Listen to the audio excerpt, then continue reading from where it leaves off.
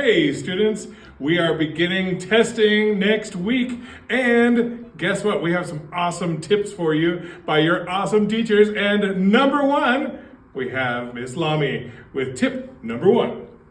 Always read the entire passage first, then move on to the questions. With tip number two, we have Mr. Hamill. All right, tip number two. Most questions are going to be multiple choice, meaning there's going to be some that are wrong. You got to get rid of the obviously wrong answers first. Then you're left to choose between a couple right answers. So for example, we might have the test question, what is the best class? Now we have some clearly wrong answers we can get rid of right off the bat. Goodbye, science. See you later. Ouch.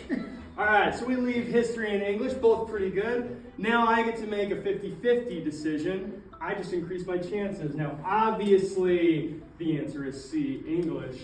But I just made life a whole lot easier on myself, getting rid of the obviously wrong answers. Number three, we have Mr. Smith. What's your test-taking strategy?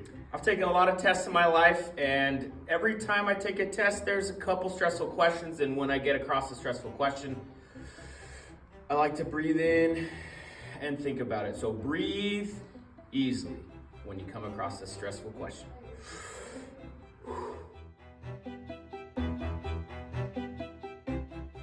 From Mr. Scoville, what's your tip? Sometimes when I'm testing, I get really stuck on certain passages and then time goes by and I end up running out. So I think it's really important to make sure you know how much time you have left, and if you get stuck, move on and then come back to it again. Ms. Shields, what's your tip? My tip is to use your scratch paper, even if it's an ELA test.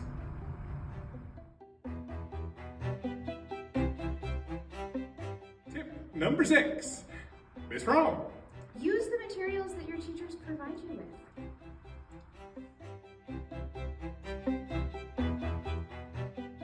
Ms. Cole. Remember, you can take notes in any language, even though you have to answer in English.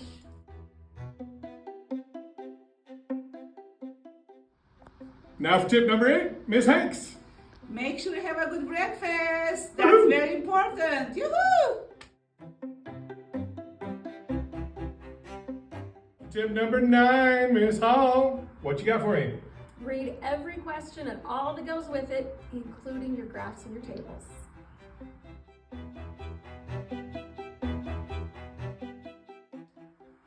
Tip number 10, Miss Fish. What we got?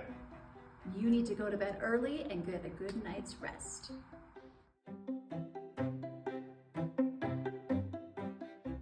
Tip number 11 from Ms. McKinney. What's your tip?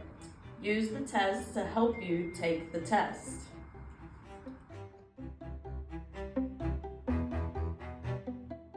Ms. Wadley, what's your tip? My tip is that if you're not sure, go with your first impression. Lots of times you'll be right.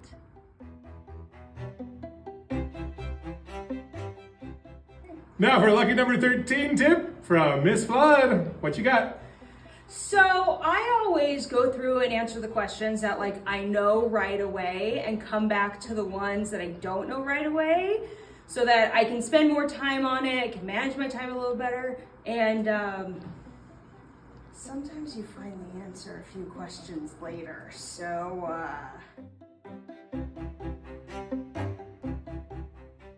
For tip number 14, we have Mr. Abbott. What's your tip? Use the science dictionary. It's part of the test. We have Ms. Bailey. What's your tip? The tip is read. Read the directions and read the questions that you see. Sometimes they look long and you're like, oh, I don't want to read. Don't. No. You have to read every word.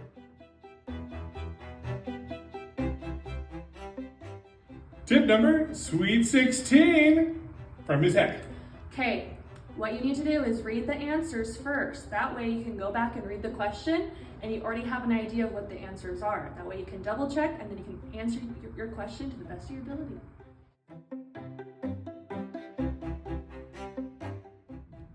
Now for tip number 17 from Ms. Blimes. What tip you got? Use context clues.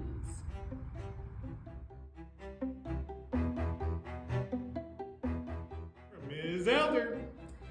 Bring your water bottle and stay hydrated.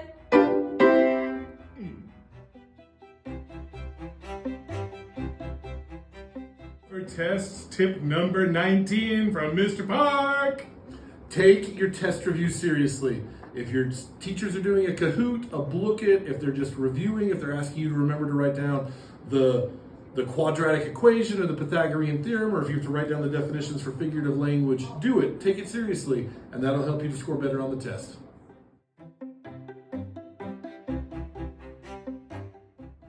And last but not least, tip number 20 from our own Dr. Reynolds.